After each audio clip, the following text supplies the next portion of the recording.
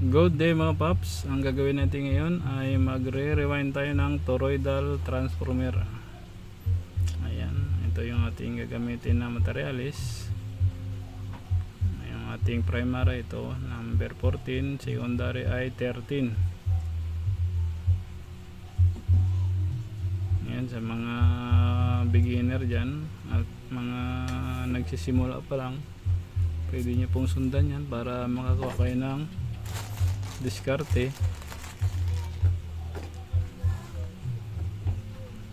Yan, lagyan muna natin siya ng spaghetti tube. Yan.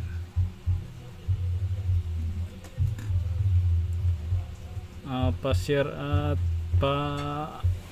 follow na rin mga paps, o kaya subscribe yung ating YouTube YouTube video, YouTube channel pala. Oo. At hindi pa tayo lumalago para makagawa pa tayo ng maraming content na makakatulong sa ating kapwa na mahilig mag DIY at sa mga baguhan. Ang ganitong bulb method pala yung ating gagawin mga paps, ang ating gagawin bulb method, ang ating design. Hindi tayo gagamit ng Ohm's law, bali bulb method formula. Mas madali ito kumpara sa Ohm's law, kasi minsan sa Ohm's law siya toroidal natin, yung bakal natin hindi rin sakto ang pagkaluto, kaya kung sundin mo yung Ohm's law hindi magsasakto ang voltahe na ating computation. Kaya sa bulb method masusurbol natin yan, walang sablay. Ayan, magre-rewind na tayo.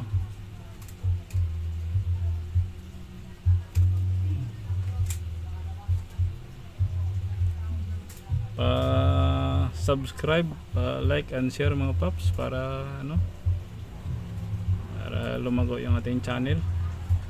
Magagawa tayo ng content na nakakatulong sa ating mga baguhan na technician na nagdi-DIY din. Yan.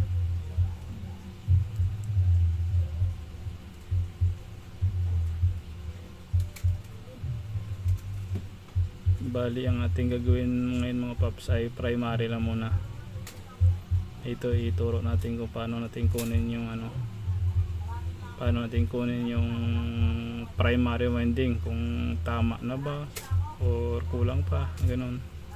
Dito malalaman natin kung paano natin sukatin para may idea kayo.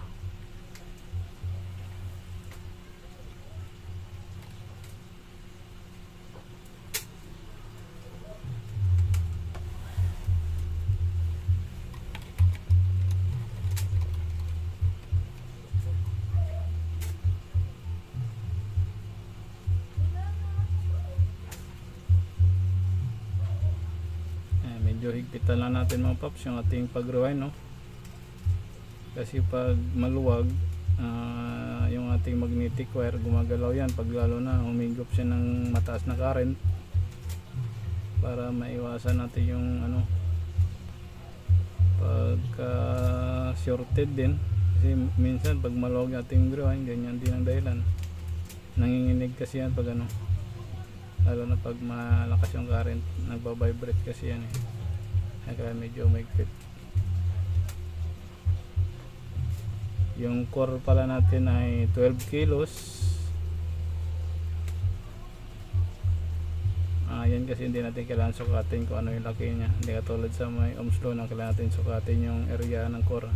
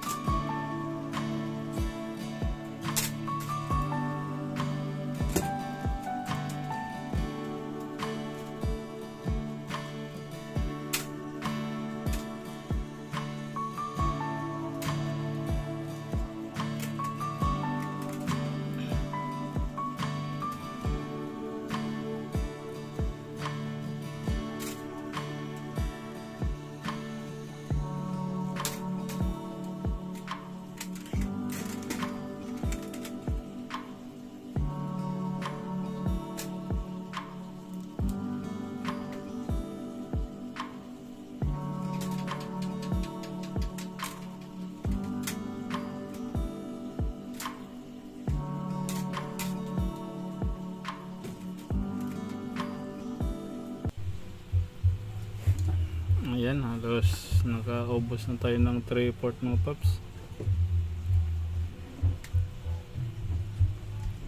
Ang next step natin ay sukatin muna natin kung pwede na ba o kulang pa. Ayan, malalaman natin gamit tayo ng series valve.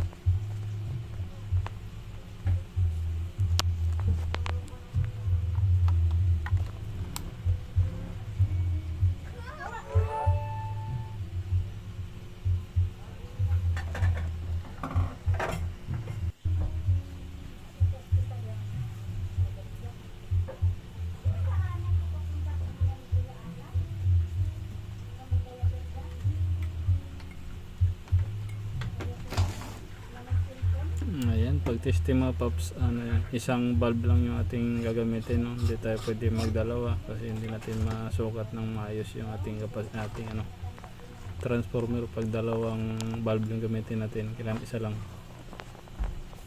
Incandescent valve siya na 100 watts, yun ang kailangan natin gamitin.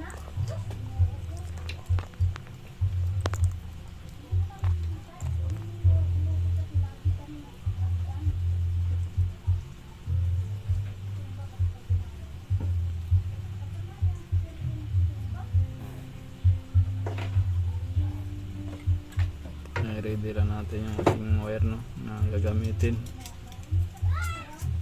Linisin natin yung dulo ng ating dulo ng ating primary.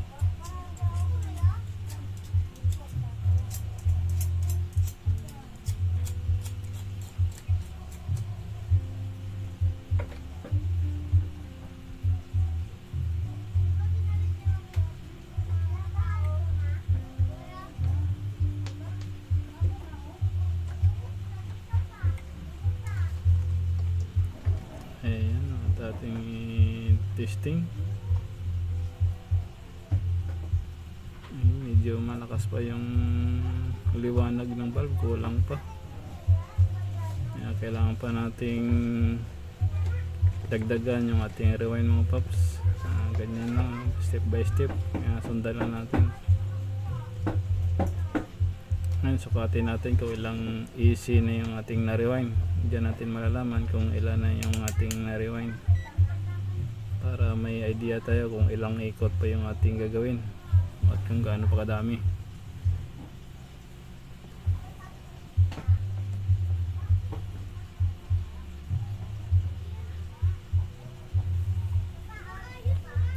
Check natin yung ating input na voltage, kung ilang input natin para makita natin. Ay, medyo pumapalda yung ating tester. Ayun, ayaw pa rin. Hindi naman, nakasaksak naman yung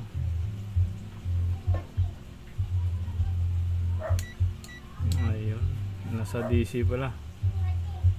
Tayo dyan, medyo nagkakaedad na talaga.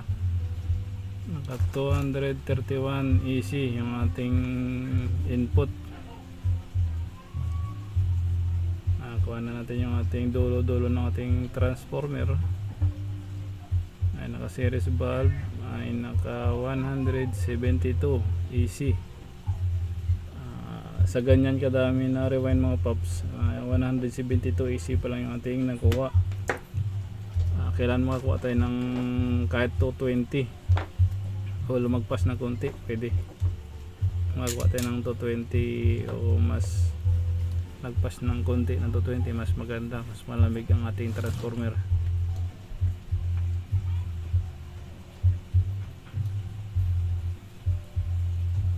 Sa mga nagtatanong dyan mga paps kung paano natin nire-rewind, ayan na po, tingnan nyo na lang.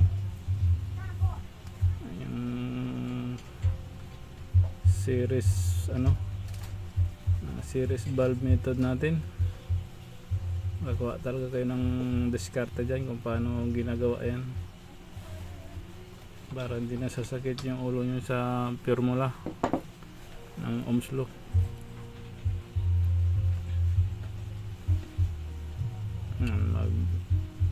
Maglagay ulit tayo ng magdugtong tayo dahil kulang yung ating unang magdugtong tayo. Ang pagdugtong yan mga paps, siguraduhin nyo lang na maganda yung pagkadugtong nyo, na hindi siya makalas pag pag kahit medyo halimbawa hindi naman natin maiwasan na umiinit talaga yung ating transformer, na siguraduhin lang na hindi siya makalas, hindi siya matunaw kumbaga, at huwag siyang sumayad sa katabi niyang copper para walang shorted.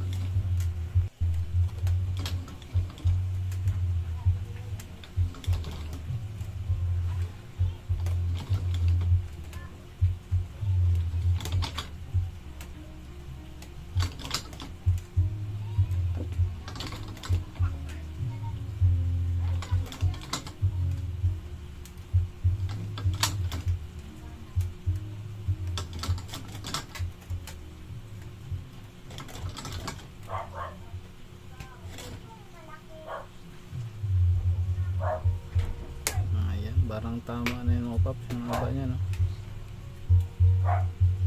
Tansyado na.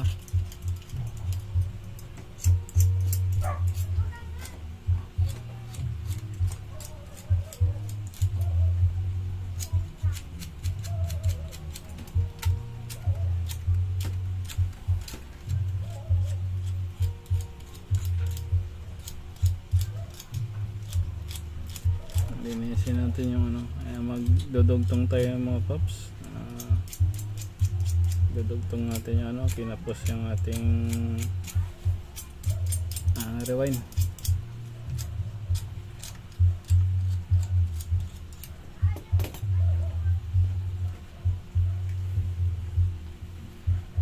Pakita natin mga paps, copper yung ating ginagamit. Ayan. Hindi yan aluminum, pure copper yan. Ayan. Tanso, ayan.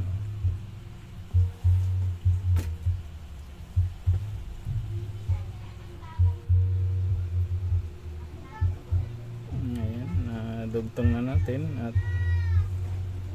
tuloy ang rewind. Bali ang kulang natin ay nasa 40 plus pa, 40 plus EC pa, no?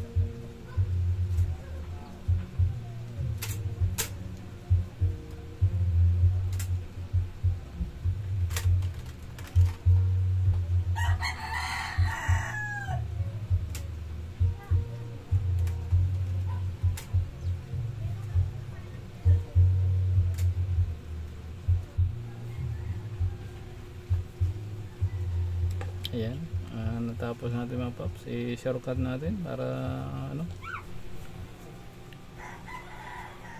Ayan, nakakabit na yung ating ano, tester. Bali sa dulo-dulo na ng transformer yan mga paps, naka series valve.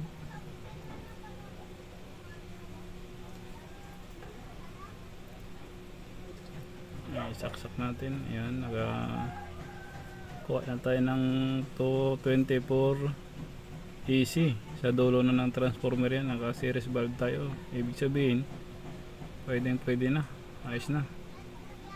Nakuha na natin yung kanyang primary. Tunin sa primary natin, malamig na yung ano, transformer dyan. Yung kanyang AC in ay 227. Yan, bali 224 yun, no? Halos 3 volts lang ang drop pala. Talagang malamig yung transformer natin ito. Ayan mga paps, okay. Ganyan lang ang pag rewind ng ating primary.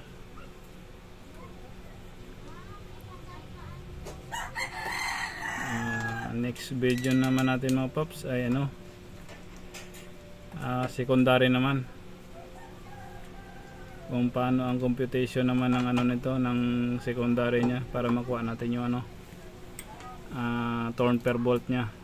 Abangan natin yung susunod natin na video mga paps. Pa-share and subscribe, follow sa ating YouTube channel mga paps, para ano, lumago yung ating channel at makashare pa tayo ng ano, ng mga iba nating kaalaman tungkol sa amplifier.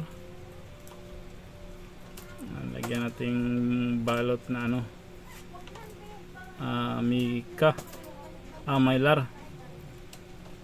mylar film, balutin natin para ready na yung ating secondary. Okay mga paps, abangan nyo na lang yung ating next video, secondary nya, kung paano natin i-compute ang kanyang turn per volt, paano natin kunin yung kanyang ano, kanyang voltahe, paano natin sukatin o paano natin gawin. At kung may katanungan kayo mga paps, comment lang sa baba para masagot natin at mabigyan kita ng ano, ng payo o advice kung paano, kung may nahirapan ka sundan, di ma-advise kita.